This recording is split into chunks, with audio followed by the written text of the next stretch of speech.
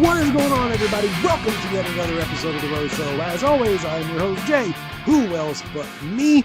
Man, I love that intro song. If you don't know what that intro song is, look up Minutes to Sobriety, Nobody's Bitch. That is my jam. It was one of my favorite songs we ever recorded. It was like a pure punk rock song. It was only like 1 minute and 56 seconds because if you write a punk rock song, then you're not allowed for it to be longer than 2 minutes. If it's longer than 2 minutes, it's not a punk rock song, apparently. I don't know. I'm just assuming because that just seems to be the case. But anyway, I love it. It's one of my favorite tracks that we did as a band. Anyway, enough of my babbling about my music. Today's guest, Reno Collier, man. Let me tell you something. Reno, when we did this interview, I told him where I lived multiple times through, and you'll see that in the interview. And he had a show that weekend. So we get off the air and he's like, bro, you want to come out to the show? You just let me know. And I was like, if you're offering, I'll take it. And he said, I'll see you there. And sure enough, here's the picture right here. I ended up meeting him. And man, one of the funniest stand-up sets I've seen in my lifetime. And I've seen a lot. It takes a lot anymore to really get me to pop when it comes to being at some of these events, because I've been to hundreds, being this close to the Funny Bone. And I don't know if they still do it or not, but they used to email free tickets at our local comedy club called the Funny Bone. And I would go every single chance I could get. And plus back then, you and another person could get a couple drinks and eat on $40. This time when we went, it was $57 for 2 appetizers and 2 bottomless pops. So yeah, that part kind of sucked. But I mean, regardless, I don't give a shit at all. The fact that it was that expensive, I do find it a little weird that it was that expensive. That was quite a bit. But hey, I got free tickets, so who the hell am I to bitch and moan about? That could have been even worse than that. There were people right next to us that were. Hey, let me say this real quick, and then we'll get into this, because and only people that are fans of comedy are going to understand this. And maybe it's just here locally where we live. But what is with comedy clubs? Listen to me. I sound like I'm a fucking comedian. What is with comedy clubs seating you with perfectly, random people, complete strangers? At least they do that at the Funny Bone in Dayton. I'm not even kidding. And we got these tickets. Obviously, it was me and my wife who went. And I know that they do this, but they sat us with 2 random people at this. I mean, the table that I've got this laptop on right now, holding this equipment while I'm doing this, was bigger than this table that they sat me and 2 complete strangers at. And my wife. I hate that shit. I'm an introvert. I'm an extreme introvert, if you don't know. Extreme introvert. So that's like my worst nightmare. Not only if it was crowded and I was with people I knew, that would be terrible. Like complete strangers. Ugh, I hate it. But my point of bringing all this up is none of that mattered once Reno Collier hit the stage. He was that funny. It was so enjoyable. And he had something that the thing about Reno is that you look at him and you look at some of his, how he carries himself, and you think that he's one way, but not in his stand-up. He's got a little something for everybody. Everybody gets a little bit of the pie when it comes to his comedy. And it was so excellent, so well done. If you haven't seen him and you're a fan of stand-up comedy, which you're watching this, so you must be, please go see him. It was awesome. But anyway, enough of my babbling. Let's go ahead and get into the episode right after a word from my sponsors. All right, everybody, it's time to stop and let you know about today's sponsor of the show, Crazy Martin's in Piqua, Ohio, one of my favorite places in the entire world to go to.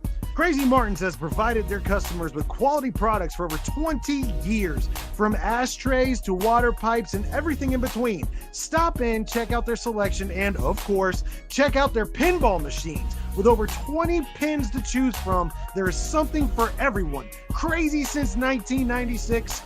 I don't just say this about every place. I love going to Crazy Martin's. I've always loved going to Crazy Martin's ever since I was of age to go to Crazy Martin's. It's one of my favorite places in the entire world. Me and my wife go there almost every Sunday to play pinball machines.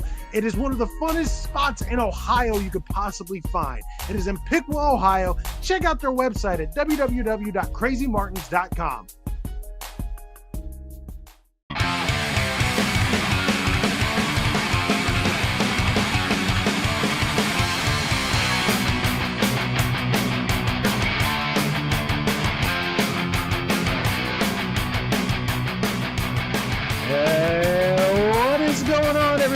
welcome to yet another episode of The Rose Show. As always, I'm your host, Jay. Who else but me? And today, I've got a very special guest with me today. I know him not only from catching him touring with Larry the Cable Guy, or maybe you've seen him on the Blue Collar Comedy Tour, The Next Generation, which is where most people know him from, and various other movies and stuff like that. But mainly what I know him from is he's a frequent guest on one of my favorite shows that I listen to every single day, literally every single weekday, and even on the weekends, to the point where it drives my wife crazy. The Bob and Tom Show. He shows up every Monday giving us his country fried take, and really humbled and honored to be able to work something out to where I was able to speak to him today. It is Reno Collier. How are you doing, my friend? I'm good, man. Thank you. I appreciate you having me on. And thanks for listening to Bob and Tom. It's a blast, dude. I freaking love that show. Yeah, that's one of the things that I enjoy most about when I listen to you guys. It's like you can tell, other than when Tom's pissed everybody off by the time you get on, but you can tell like just how much fun everybody's having, and it's just like a bunch of people hanging out and having a good time. And I know, especially here in the Midwest, I live in Dayton, in the Dayton area. For my area, Bob and Tom has always been huge. And I know when I talk to like other comedians like Sam Miller on the West Coast, like it's basically non-existent there. But for where I live, man, we were the hub, for the early days up until now, Bob and Tom. And a lot of people like to revisit the glory days, but like everything else, everything else, it evolves. And when they started bringing in guys like you and Greg Warren and some of the other comedians and having them being weekly features, man, I personally thought it was just, an added layer to that onion. And man, it's a good time, really, really listening to it every day. Gets me through a lot of hard times, in life. When COVID was hit, I remember you were a guest, really started when COVID hit, and you were working a regular job, like trying to, make ends meet and stuff like that. I remember that. So it got me through a lot of those hard times. And so thank you for being a part of it, my man. It's greatly appreciated. And it means a lot to people like me. Well, this is just a love fest. You know what I mean? Yeah. I sure do. Dude, those guys have been around. I mean, I've been doing that show for 25 years. Not every week, but like going on it. And they broke a lot of comedians. Rodney Carrington, Jim Gaffigan. There's a lot of guys Daniel Tosh, a lot of guys that blew up coming out of that show. And it just, over the years, I'm honored to be on it. Like, people are like, oh, you got to write those things. I'm like, dude, it may not mean that much to, like you said, people on the West Coast or East Coast, but they're in over 100 markets across the country. Right. And, people that grew up with them, I go to Florida. They're not even on in Florida. And people are like, I listen to you every Monday on Bob and Tom. And I'm like, what? And they're like, yeah, I stream it. And I forget, they've been telling me for years to get a teleprompter because I still read off of a notebook. But I'm like, it's radio. And they're like, no, dude, it's also video.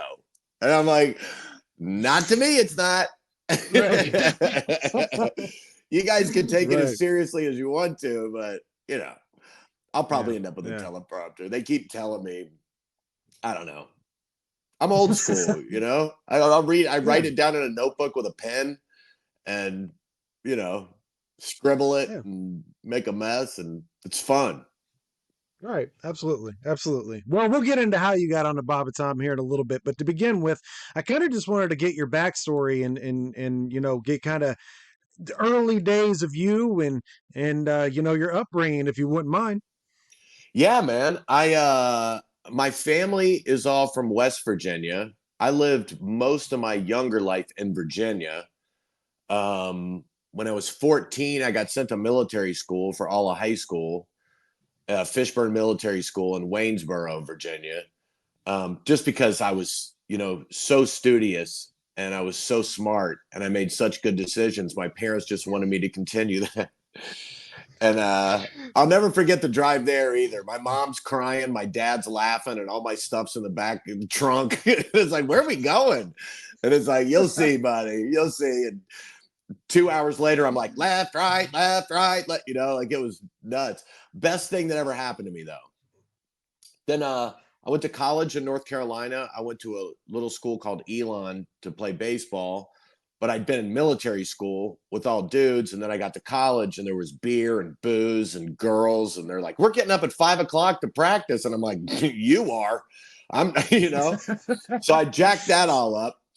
And that's probably the reason why I'm still a comedian, because when I quit the baseball team, I couldn't even drive by the field to go to my classes, because I was so bummed that I had quit, Sure. So Yeah. I decided I'm never going to quit anything again. So I've been doing this for 27 years out of stupidity, just like, I'm not quitting, and it's like, well, maybe someday. My wife's like, when are you going to retire? I'm like, comedians don't retire, we get retired. Sure. You know what I mean? You're like a Yeah. horse, when you break that leg, it's time to put you down. So I don't know when I'm done. But after college, I went to Atlanta, and my mom was like, Reno, you don't fit in a work environment, really. And she goes, I think the best thing for you is to figure out your favorite thing in the world to do, and then figure out a way to make money at it. And I took her literally. I was like, I love telling jokes and I love getting drunk. I'm a comedian, you know? So I got a job at the Punchline in Atlanta, working the door, working in the kitchen, bartending, answering phones, doing everything to try to get my foot in the door. And I was teaching school half days at the same time. And it was great because like the women's toilet would overflow in the middle of a rush at a show.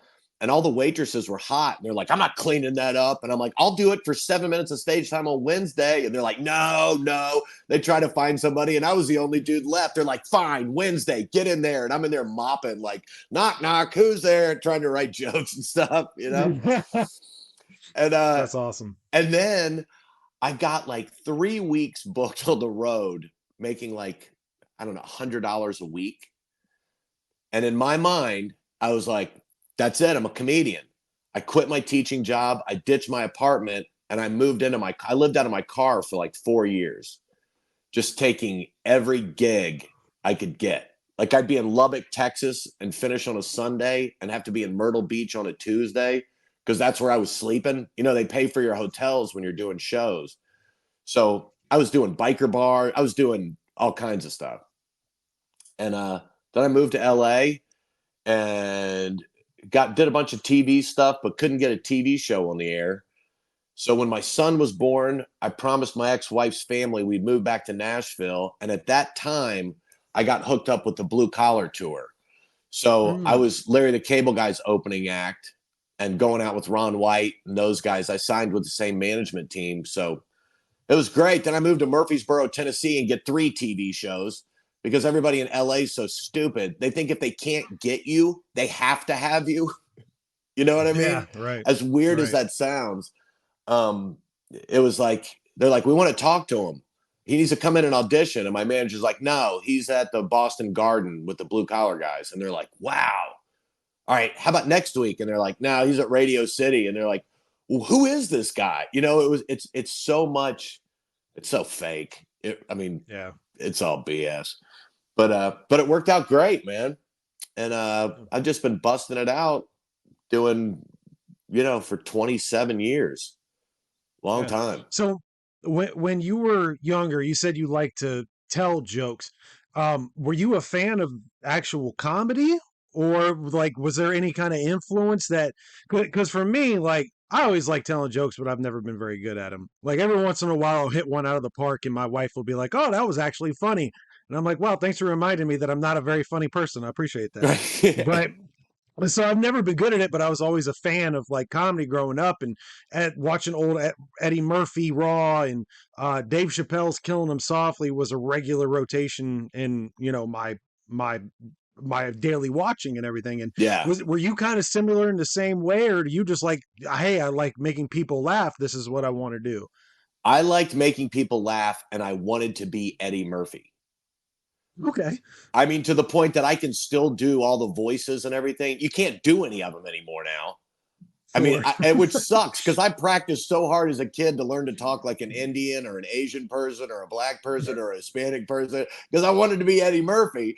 And now it's like you try to, yeah, and people are like, "What are you racist?" They're boycotting your house, and so comedy is so much different now. It used to be like a gunslinger's game, You go in and just fire on all cylinders, and you don't care what you say, and it's just have fun.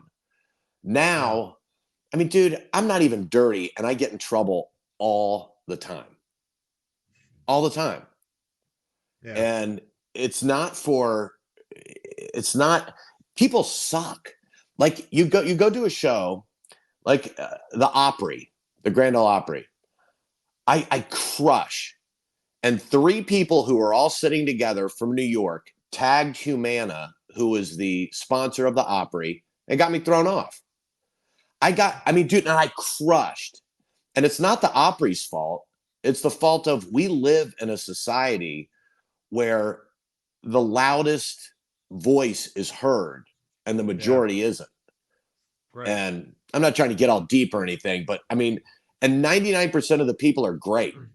But there's always just these freaking people that just like, well, I'm going to ruin it for everybody because I'm a little agitated. And I don't know who told everybody that life was supposed to be easy and perfect and your ears can't take anything that you didn't want to hear. But God, I'm going off, aren't I? And another thing, the government has ruined us. What do you guys think about Amway? Anyone like Amway? No, hey, I get it. And especially coming from like back to your original point to what you started off with, and then I'll kind of touch on what you said because I think you made a good point. Like, I grew up early 90s. I'm 38 years old now. So I grew up early 90s. And my first experience to Eddie Murphy was Nutty Professor. That was my Eddie Murphy. Robin Williams, same thing.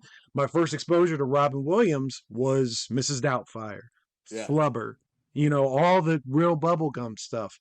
And in early 2000s, when DVD started hitting, and I put in Raw for the first time, and then I put in Robin Williams live from Broadway for the first time, I'm like, who the fuck are these people? But it was still one of those things where it was like, yes, it was quote unquote offensive, but that's the point of it. And if people back then were able to take it as such, nobody really thought, Eddie Murphy's jokes about Mr. T being gay.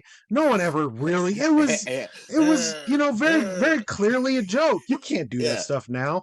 But, and this isn't anything I wanted to talk to you about, but now that we're here, I kind of do. But you see guys like a Shane Gillis and guys like yourself who don't care, if you're going to be offensive or not.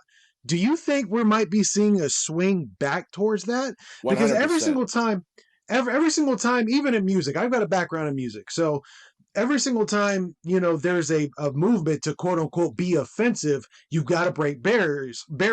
And again, I have I shouldn't say fairly strict no politics rule, but I don't get into politics much, but I will here in this instance because we're on topic here. So I want to make that perfectly clear to anyone watching this here. Yes, I know I don't get into this kind of thing, but this is important because when it comes to entertainment industry, this is a challenge. So that's why I'm touching on this here right now.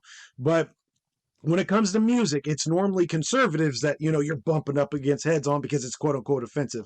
It's the complete opposite. Again, grew up in the 90s. I remember the trials against, the parental advisory stickers and all that. I Tipper Gore, Al Gore's wife, and they're trying to shut down Two Live Crew. I mean, I didn't mean to cut you off, but it has always been, you can't say that because it's too dirty. And it was conservatives. Exactly. Now, liberals don't care about how dirty it is unless it's against their side. And that's not every liberal by any means. It's always a few of the group who ruin it for everybody else. And people have taken on this attitude that they're unable to sit still and listen to another side, no matter what side you're on. It's like, and it's not about being dirty. It's about, if you make fun. First of all, if you want to be treated equally, you should be made fun of equally. Yeah. Right. And that goes for me too. That goes for everybody. And if Yeah. you don't have voices telling the truth about stuff, you know, it's where are we? Right. Is that what we become? Like you can't say your thoughts because I might disagree. Well, then you don't Yeah. have thoughts. And then it's Right. whoever the mass is gets to decide. But dude, 100% it's swinging back the other way. And whenever there's a Shane Gillis or somebody like that, there's a whole group of comics that want to be like Shane Gillis. When you start out, you pick kind of your style, right?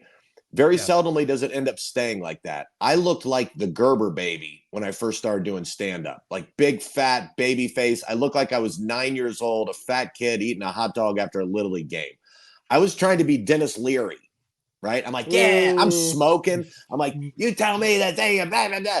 People not only didn't think it was funny, they didn't like me because they Yeah. knew that wasn't me, Right. right? But that's what I tried to do. That's what everyone does. Every comic. Yeah. I wanted to be Eddie Murphy. How am I going to be a 160-pound black guy in a leather suit? It's never going to happen, Right. right? So you have Right. to find yourself in those Yeah. things. But when you start out, so my thought is that when people see Shane Gillis, Dave Chappelle, Bill Burr, there's going to be a whole mess of these little guys coming up behind, you know? Yeah. It's like Jeff Foxworthy. Like, when the blue and cable guy, when blue collar blew up, all of a sudden you had all these, they're still lingering around. You know what I Yeah. mean? Hey man, Yeah. we're gonna come up here and do this all day. And it's like, you're from Detroit. You know what I mean? Like you, man, I Right. was out at my farm, we telling that man, and it's like, what the hell's Yeah. going on here? But Yeah. Sure. anyway, it is interesting and it's fun being my age where I can look at it from a perspective of I remember when it was one way. It's like politics, dude. The pendulum. That's why people who flip out constantly, the pendulum always swings back and forth. Your Yeah. guy's going to win, then people are going to get sick of him, then the other guy's going to win.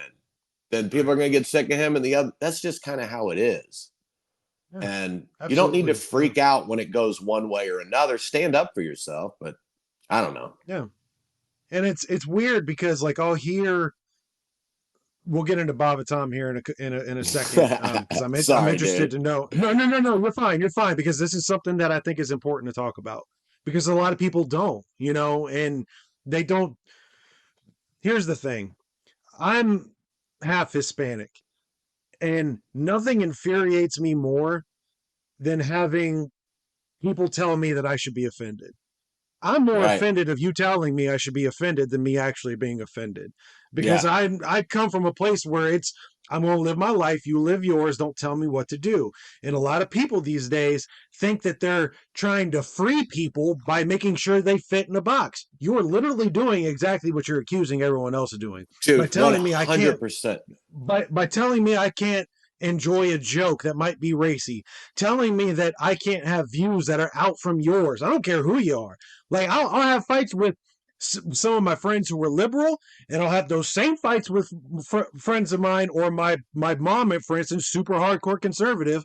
Yeah. We will have the same fights because I don't fit in either one of those boxes, and I refuse to because if anything I'm going to talk to you about, there's a chance that you've already made up your mind anyway on the subject. So there's no point of having this discussion anyway, because your life instances are going to shape how you view life. That's not a bad thing. We've been trained to think that we have to agree or hate each other. Only Right. two options. Either I agree with you or I hate you. And that's the one box I won't fit in. And it's what I was going to say as far as the Bob and Tom show goes. There are times when I hear you doing your country fried take, which again we'll get into here in a second, but I'll hear you do your country fried take and you'll say something and like I'll hear the beginnings of laughter and then silence. Almost like, yes, that's funny, but I can't laugh at that.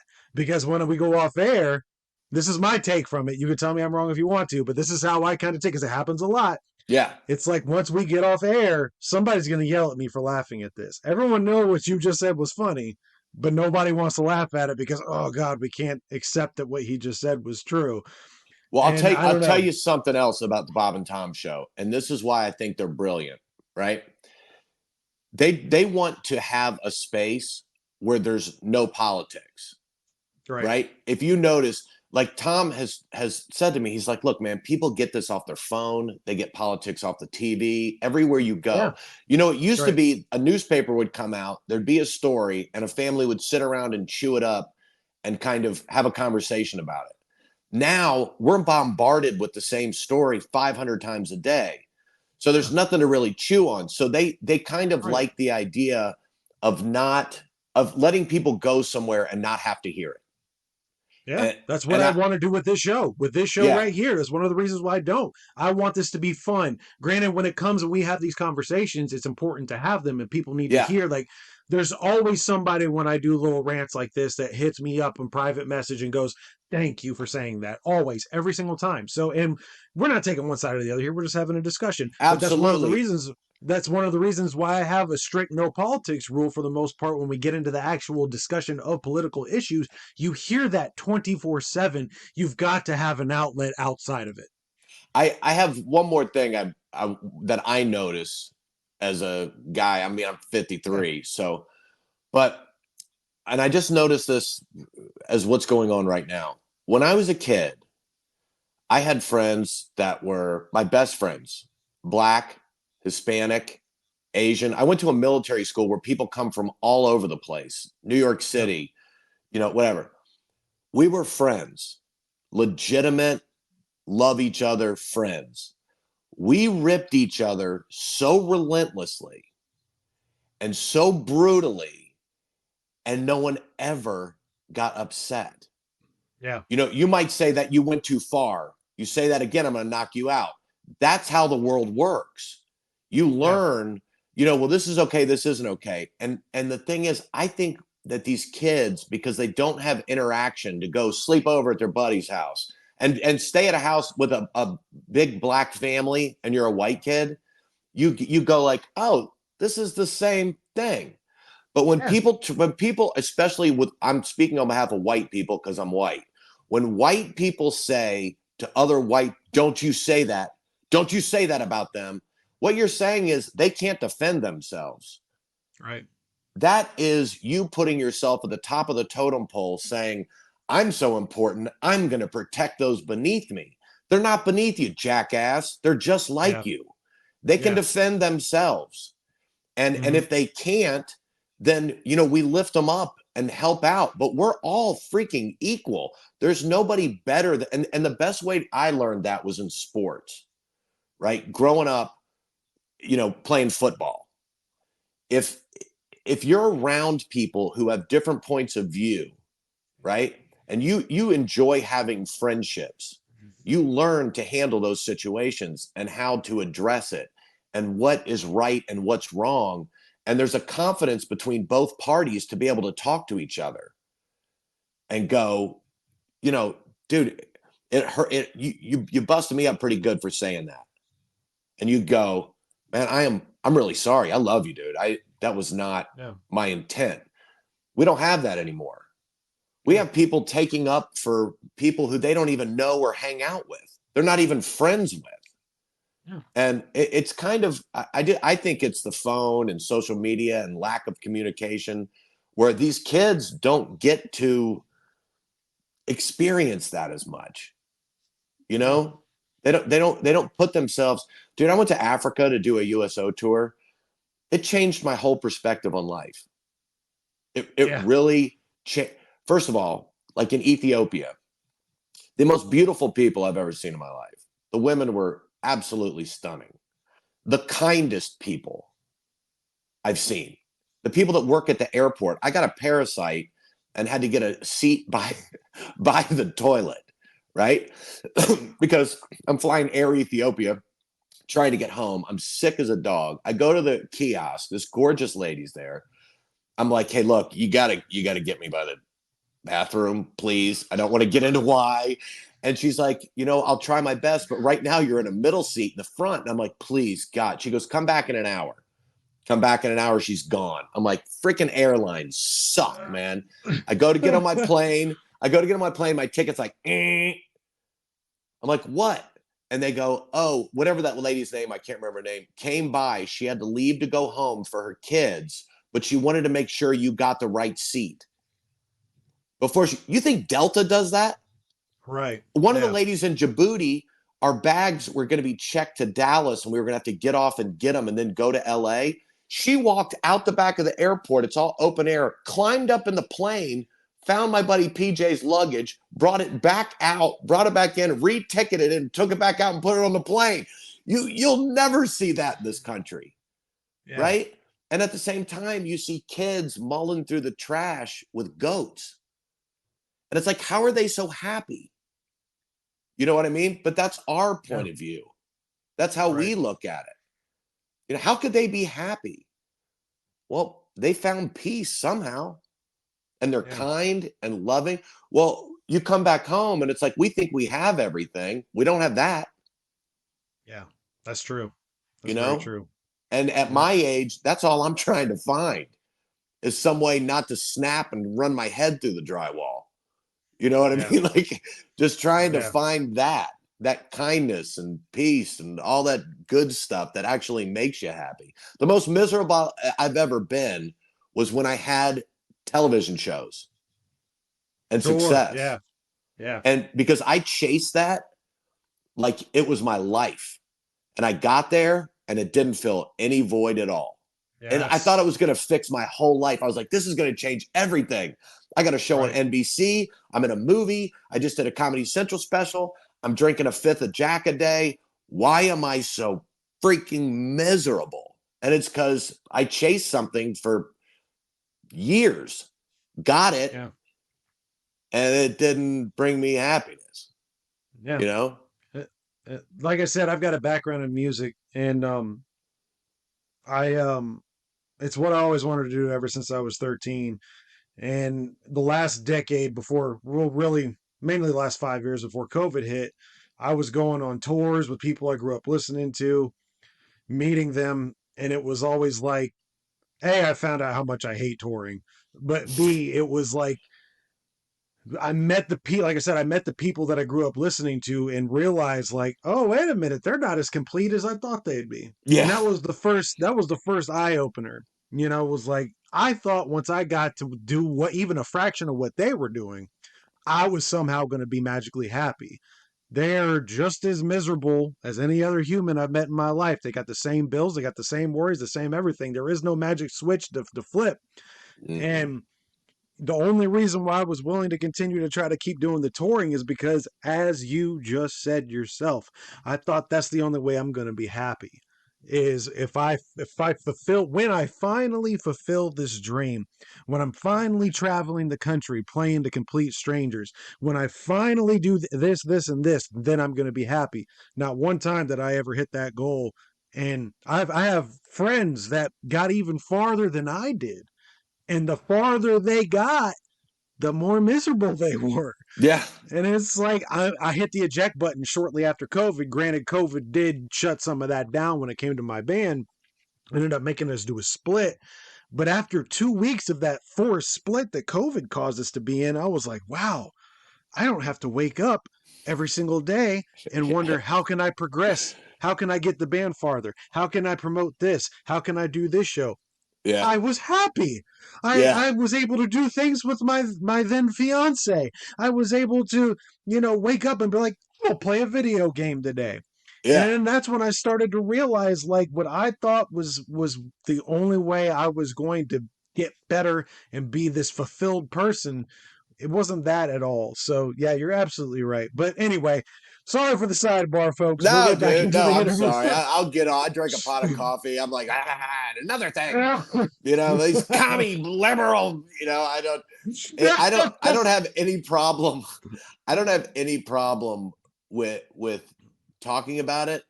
The thing about politics is it's not a fun environment anymore. Yeah, It's right. kind of like what we were talking about when you realize, like when I first started doing stand up. If you talk to any comic and sit down and have a conversation with them, I guarantee you the very beginning of their career starting out was their genuinely funnest time, Yeah, right? I was right. living out of my car with no apartment. I had a hot pot in the back seat. My clothes are hanging out.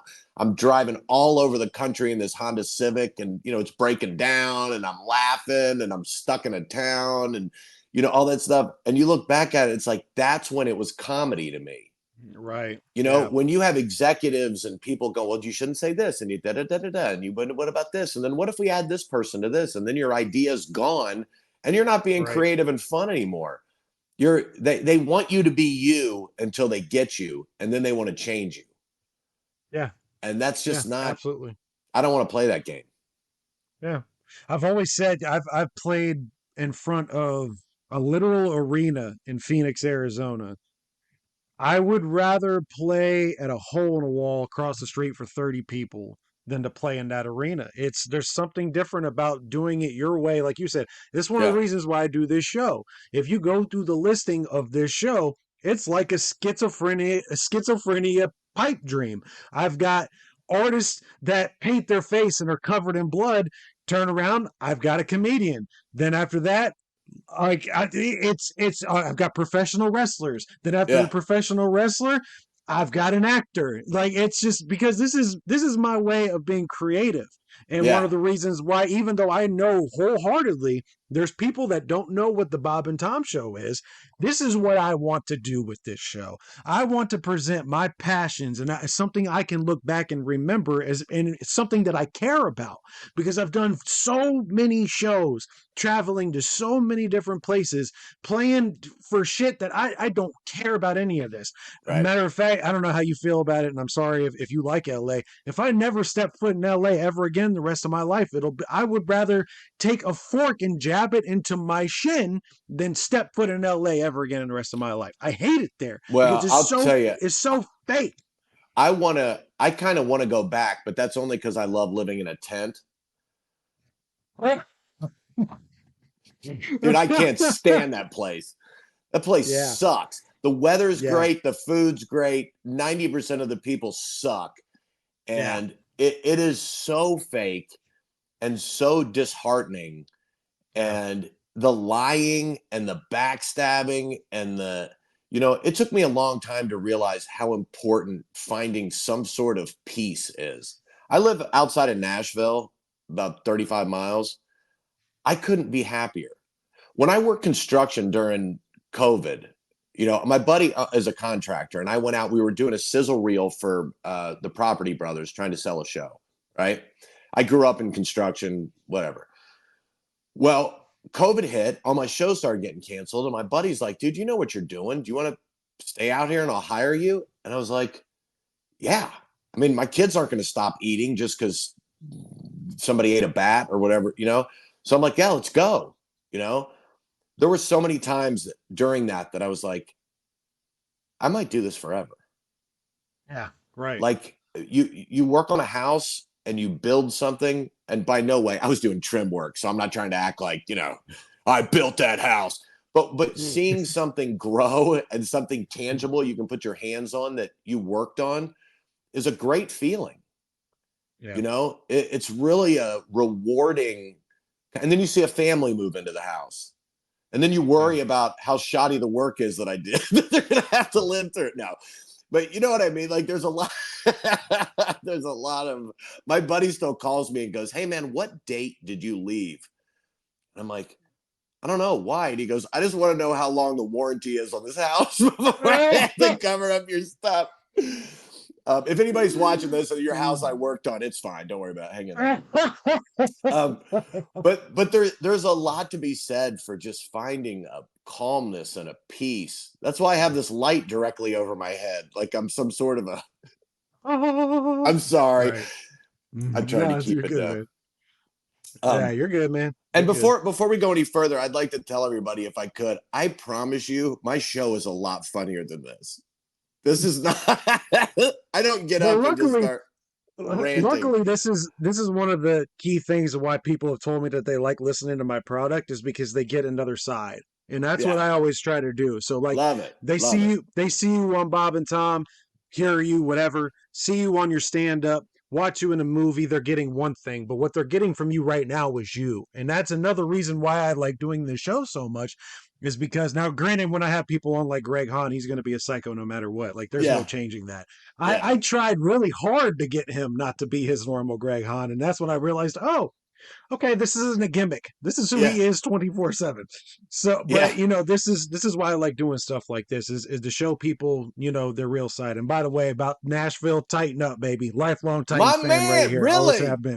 Dude, Yes, I always have been, think always will be.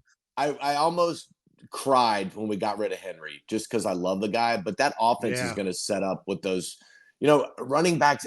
And I know he's out in a different league, but they just don't last as long yeah, as you want them to. And right. when he's on your team, it's like when you're a little kid playing football and there's one kid on the team that just runs over everybody. Yeah, Eventually, they're going to take 8 guys and take him out. yeah, You know what I mean? Like right. it just, and I love the dude. He's a class act in everything he does. But I think our offense is set up. We needed receivers bad, Yeah, and right. Levis And hopefully. it's different. It was different with Henry, because it was different. Like when Chris Johnson left, it was kind of like, okay, yeah, it's time. When Eddie George left, it was like, okay, yeah, it's time. With Henry, it was like, man, you could tell he still got some in the tank, so that's why it hurts. Yeah, Like that, and he's been my favorite Titan for really since.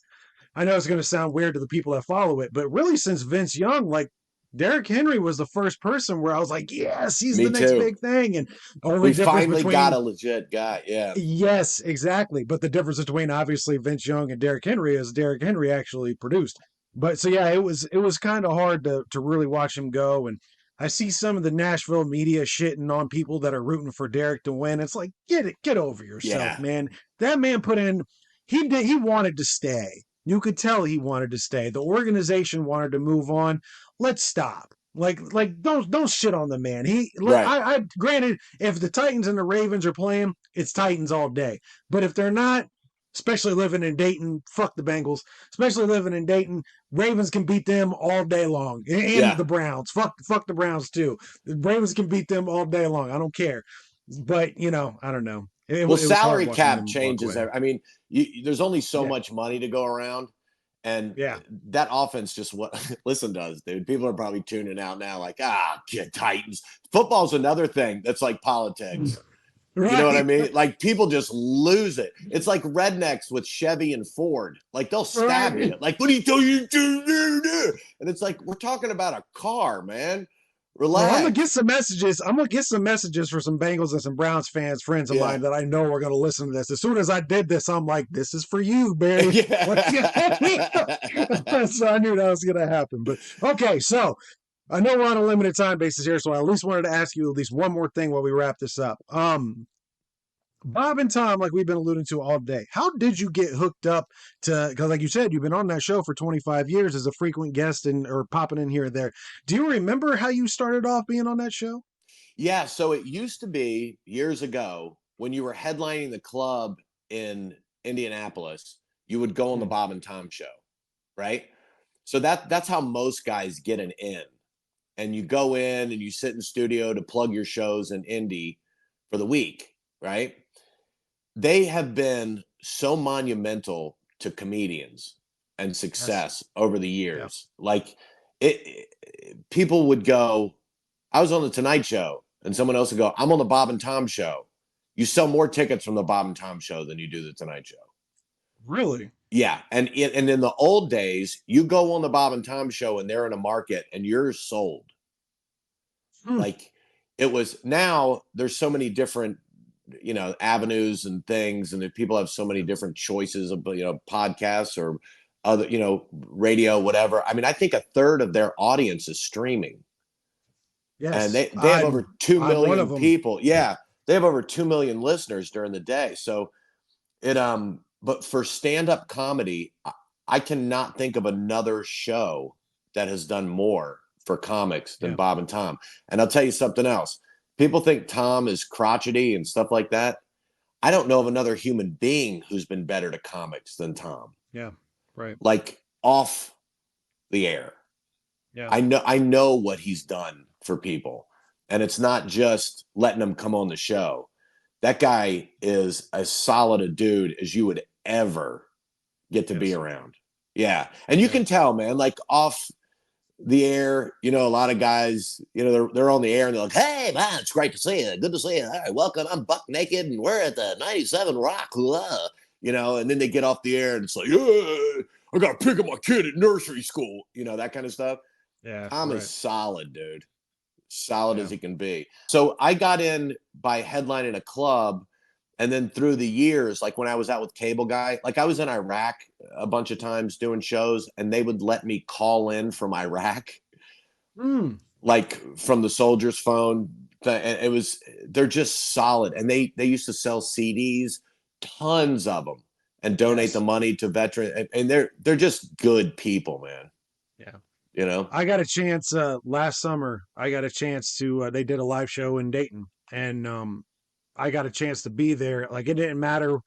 I told my job, you can deny this request if you want, doesn't matter. I'm going to the show. Like my Yeah. wife didn't want to go because she doesn't my wife's not really the biggest comedy fan. She's not like Taylor Swift levels of pop, but she's all pop. Right. But so she didn't want to go, so I'm like, fuck it, I'll go by myself. And I did. Woke up at like 4 a.m. on a day off just to catch this show live.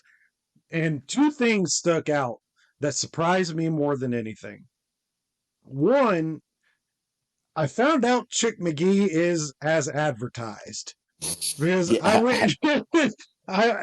They were having a commercial break, and like there was a breakfast bar, and I was like, "Hey, I currently live in Piqua, Ohio. I know that's where Chick got his first radio gig, so I'm gonna go talk to him." So I walk up to him, I'm like, "Hey, Chick, is it true you got started in Piqua?"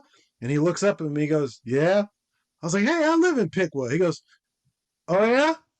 Turn around and walk the fuck away from me. and people hear that and they go, "Wow, he was a dick." I was like, "No, no, you don't understand. I just got chicked. That is awesome." Dude, But do you know how not many times I've said stuff on that show and I look at Chick and he's like this? right, right. You know what I mean? But to your point about Tom, because I made up my mind that I was going to tell them what that show meant to me. By the time I left, I didn't care if I had to wait until they went off air and stood up. I was going to tell them. So luckily, I ended up winning VIP passes to go see them through the radio station, and that's why I was there.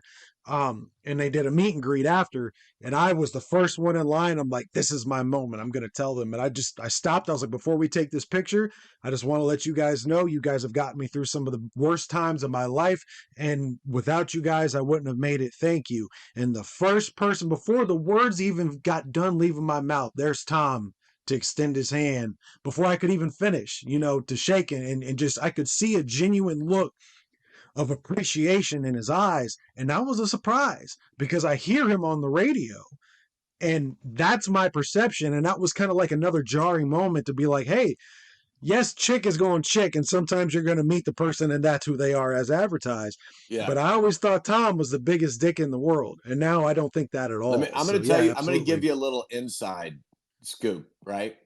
So there's a green room where we wait before we go into the studio, and there's coffee and snacks and all that stuff.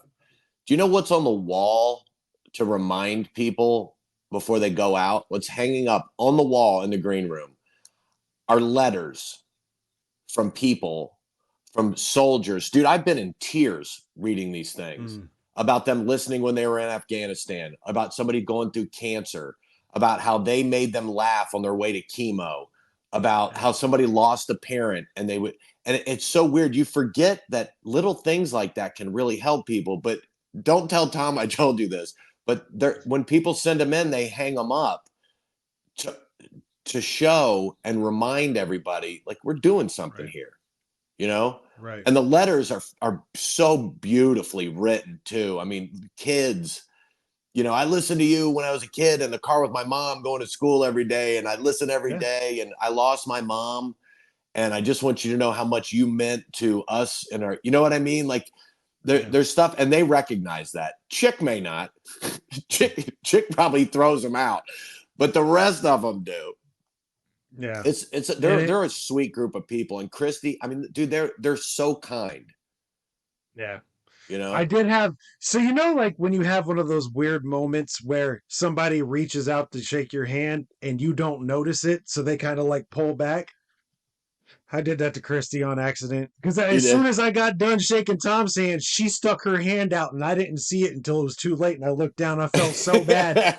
So, and I'll show the picture here during this part of the interview. I'll pop it up real quick for everybody so everybody can see it. So I came down to her level because I'm 6'3".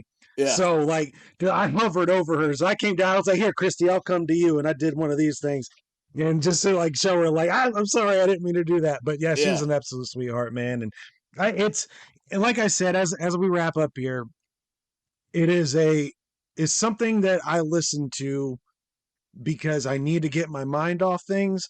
But not only that, like I feel like I grew up with this show because ever since I was in junior high, um, it's something that has always came in my peripheral, at the very least. Because at one point in time, being in this area, like when Peyton Manning was on the show, and then that when Ozzy Osbourne was on the show, I mean, it was everywhere in this Yeah. area. And like you said, at least everyone I know at least had one of these albums that they put out over the years. So it's like Yeah. I've always been a part of this show, even though I've never been a part of it. And one of the reasons why I wanted to have you on, and one of the reasons why I wanted to have Sam Miller on, one of the reasons why I had Greg Hahn and all the other people that I'm going to try to get on throughout the years is because I want to have that piece on record for me so I can go back no matter what happens. I mean, we saw what happened with Ron Sexton, Donnie Baker, for those who don't know. This can be done for anyone at any time. I Yeah. want to try to carve my niche into what you guys have done, even if it's just a little bit, because it matters. You know, I literally too, I make sure for my time frame, 9 o'clock on Monday, I'm there. And just to hear you, you know, Oh, my man. Wednesday, 9 o'clock a.m. I'm tuning in to hear Allie Breen. You know, Thursday, I'm tuning in to hear, you know, Al Jackson. You know, this Yeah. is a part of my schedule. That's what this show means to me. So from that Oh, angle, dude. thank you very much for everything that you do. It means the world to me. And wrapping up, I kind of wanted to give, well, I always give the last couple of minutes to my guests if there's any websites or anything like that they want to plug. Floor is yours, my man. It's RenoCollierComedy.com. Or, you know, Facebook, whatever, Twitter, you know, whatever you guys do. I don't. I'm going on tour with Larry the Cable Guy again for all of August, and we're going to Canada and South Dakota and Minnesota and Indiana, Wabash, and Gary. So Nice. yeah, you know, anybody out there that wants to head over to Gary, we'll see you there. Well, thank you But very much for taking the time to talk to me, my man. I greatly appreciate it. dude, thank you for talking to me, and it was great to meet you, and I wish you nothing but luck and love it.